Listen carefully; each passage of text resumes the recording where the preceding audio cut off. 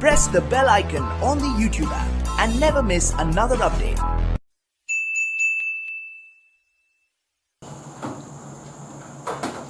Hi students, welcome to Yash Academy Karad. In previous video, we learned oxidation of alcohols. In this video, we will study the different reactions of phenol. One is oxidation of phenol. Second, catalytic hydrogenation of phenol. And third is reduction of phenol with zinc metal.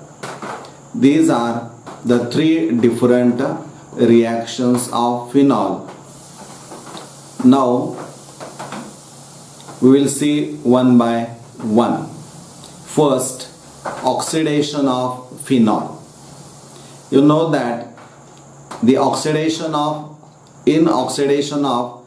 alcohols, particularly in primary and secondary alcohols, we have seen that the carbon carrying hydroxyl group is attached to two hydrogen in primary alcohols and one hydrogen in secondary alcohols. So these hydrogens are called oxidizable hydrogen atoms. So primary and secondary alcohols can easily undergo oxidation to give corresponding aldehydes and ketones. Now we'll see the oxidation of phenol. Oxidation is nothing but addition of oxygen. But in oxidation of alcohols, we have seen that in oxidation process there is a conversion of carbon oxygen single bond into carbon oxygen double bond. म्हणजे reaction starts with carbon oxygen single bond and it ends with carbon oxygen double bond. आता इथं phenols मध्ये काय होते आपण ते बघूया. फिनॉलच्या बाबतीमध्ये ऑक्सिडेशनचं काय होतं हे स्ट्रक्चर पहा.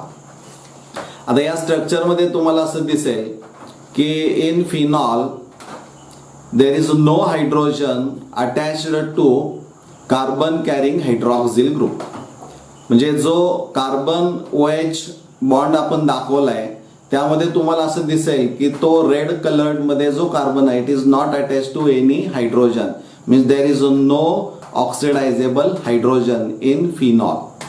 आणि त्यामुळं therefore their reactions with oxidizing agents are different than the primary and secondary alcohols. त्यापेक्षा थोड्याशा वेगळ्या रिॲक्शन्स आपल्याला निश्चित यामध्ये पाहायला मिळणाऱ्या आहेत.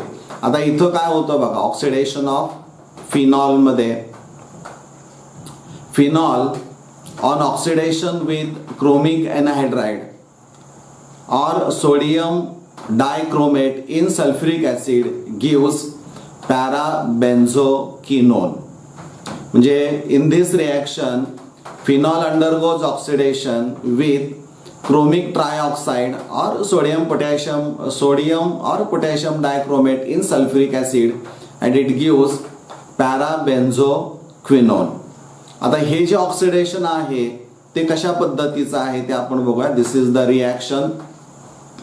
या रिॲक्शन मध्ये आपण इथं हा फिनॉल दाखवलेला आहे पहा. तो फिनॉल आणि पॅरा पोझिशनला आपण हायड्रोजन अटॅच केलेला आहे आणि क्रोमिक ट्रायऑक्साइड और क्रोमिक एनहाइड्राइड और Na2Cr2O7 in dilute sulfuric acid as an oxidizing agent. So this phenol on oxidation gives benzoquinone, also called conjugate diketone. म्हणजे इथं काय होतं पहा की ज्यावेळी फिनॉलचं ऑक्सिडेशन होतं त्यावेळेस पॅरा पोझिशन वरचा जो हायड्रोजन ॲटम असणार आहे actually it involves in oxidation process आणि त्यापासून हायड्रोक्विनोन तयार होईल किंवा बेन्झिन 1,4 डायॉल तयार होईल आणि त्याचं ऑक्सिडेशन झाल्यानंतर मग हा बेन्झोक्विनोन तयार होतो. म्हणजे इथं para benzoquinone is found to be stable. इथं आर्थो बेन्झोक्विनोन पण तयार होतो. In this reaction ortho benzoquinone is also form but it is not stable. का स्टेबल नाही ते आपण बघूया. समजा असं गृहीत धरा की इथं कार्बन ऑक्सिजन डबल बॉन्ड आहे आणि ती ऑक्सिजन मधला पाय बॉन्ड जो असणार आहे ऑक्सिजन आणि कार्बन मधला पाय electrons of pi bond shifted toward the more electronegative atom, that is oxygen, so it acquires negative charge and carbon atom acquires positive charge. The same case is observed in this carbon oxygen double bond. त्यामुळं या कार्बनवर positive charge येईल, याही carbon ॲटमवर positive charge येईल. So there is a strong repulsion आणि त्यामुळं ortho benzoquinone is not stable. आणि त्यामुळं ह्या दोन पोझिशन जर आपण पाहिल्या पॅराच्या तर त्या इन अपोजिट डिरेक्शन, त्यामुळं स्टॅबिलिटी याची जास्त असणारी आहे. त्यामुळं हा प्रॉडक्ट इथं आपल्याला मिळतो. आणखीन एक गोष्ट, one thing you must know that phenol when expose to air it undergoes oxidation to give red coloured benzoquinone. म्हणजे इथं त्याचं एअर ऑक्सिडेशन होतं आणि त्याचा रंग बदललेला आपल्याला पाहायला मिळतो. अशा पद्धतीची ऑक्सिडेशन ऑफ फिनॉल रिॲक्शन असणारी आहे. इथं तुम्ही पाहिलं असेल की in this reaction carbon oxygen bond is converted into carbon oxygen single bond is converted into carbon oxygen double bond. म्हणजे ऑक्सिडेशन मध्ये या ऑर्गॅनिक कंपाऊंड मध्ये किंवा अल्कोहोल्स मध्ये आपण विशेषतः पाहिलं की carbon oxygen single bond is converted into carbon oxygen double bond. हे फिनॉल मध्ये पण आपल्याला पाहायला मिळतं. ही कंप्लीट रिॲक्शन ज्यावेळी तुम्ही लिहाल at that time will get 1 mark. Next second reaction of phenol, that is catalytic hydrogenation of phenol. Catalytic hydrogenation. Hydrogenation is nothing but addition of hydrogen. But the addition of hydrogen is carried out by using catalyst. Generally, D block elements like platinum, palladium or nickel may used. They show variable oxidation state as well as they provide large surface area. म्हणजे हा एक त्यांचा महत्त्वाचा भाग आहे म्हणून ते catalyst वापरामध्ये आहेत. रिॲक्शन आपण अगोदर बघूया. When a mixture of vapors of phenol and hydrogen is passed over finely divided powder of nickel at 433 Kelvin gives cyclohexanol. म्हणजे या रिॲक्शन मध्ये कॅटॅलिटिक हायड्रोजनेशन मध्ये होतं काय आपण बघूया. ते रिॲक्शन पाहिल्यानंतर तुमच्या लक्षामध्ये येईल की this is the phenol. When a mixture of vapors of phenol and hydrogen gas, this mixture is passed over a finely divided powder of nickel at this temperature, it undergoes catalytic hydrogenation to give cyclohexanol. आता सायक्लोहेक्झॅनॉल structure जर पाहिलं तर इथं सायक्लोहेक्झेन तुम्हाला ही ring पाहायला मिळते की there is no any double bond.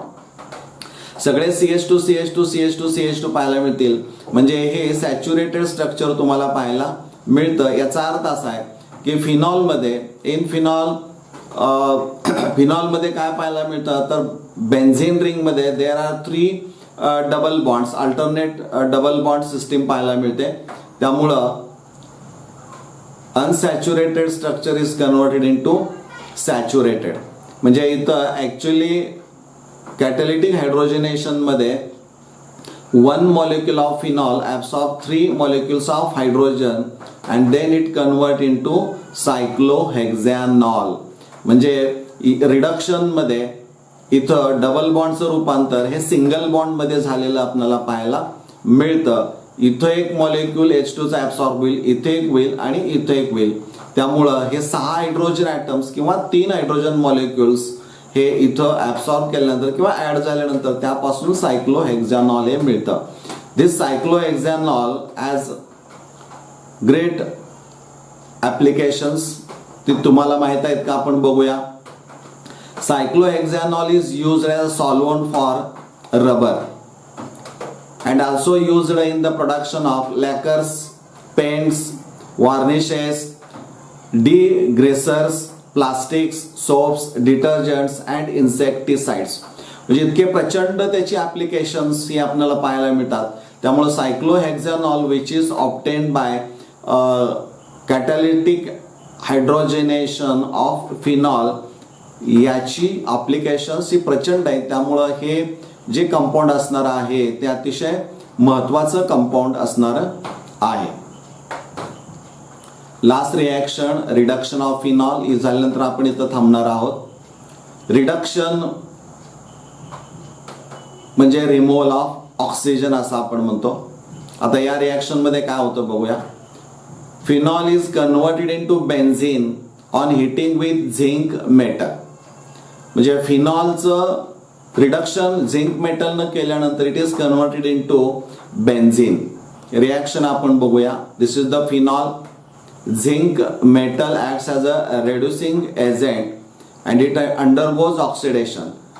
So it combines with oxygen of phenol and convert into zinc oxide and it gives benzene as a main product.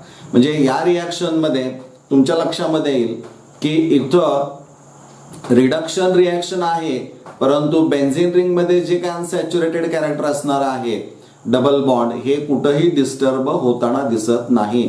त्यामुळं phenol is reduced to benzene by heating it with zinc metal. This is simple reaction ही reduction of फिनॉलची असणारी आहे.